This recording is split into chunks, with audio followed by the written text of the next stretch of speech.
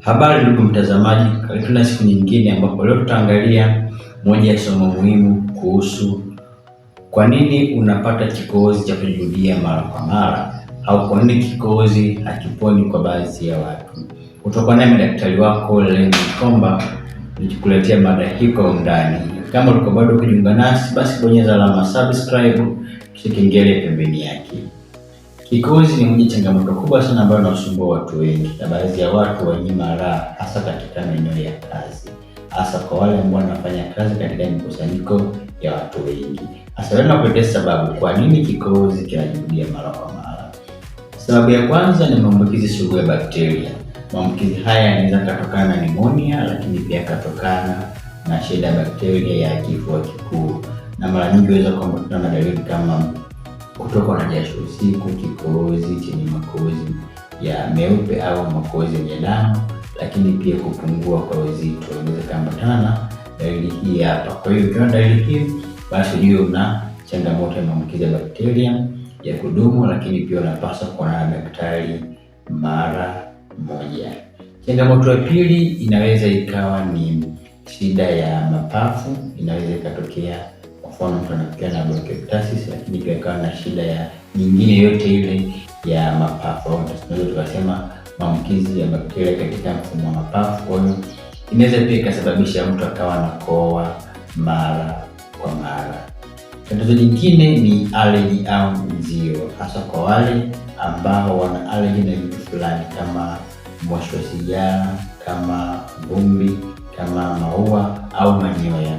Kuna baadhi ya watu kutana na hivi vitu, basi lazima akohoe au atapike mara kwa mara. Kitu kingine ambacho inaweza ikapelekea mtu anakohoa mara kwa mara, kuwa na shida ya pumu au asthma ya mara kwa mara. Inaweza kupelekea pia mtu huyu akawa anakohoa mara kwa mara. Kingine ambacho kinaweza kumpelekea mtu akawa anakohoa mara kwa mara, tunasema ni magonjwa ya asidi ya tumbo, tunaita gastroesophageal reflux disease. Asidi inapojaa pia katika tumbo inaweza kupelekea mtu akawa anakohoa mara kwa mara. Kwa hiyo inaweza kupelekea shida hiyo. Tatizo jingine ambalo linaweza kupelekea mtu kukohoa mara kwa mara ni kutomaliza dawa kwa ufasaha pindi ambapo anatibiwa ugonjwa fulani. Kwa hiyo unapewa dawa lakini umalize dozi, kinachotokea ni kwamba ule ugonjwa unaweza kujirudia mara moja na mtu akapata changamoto ya kukohoa mara kwa mara.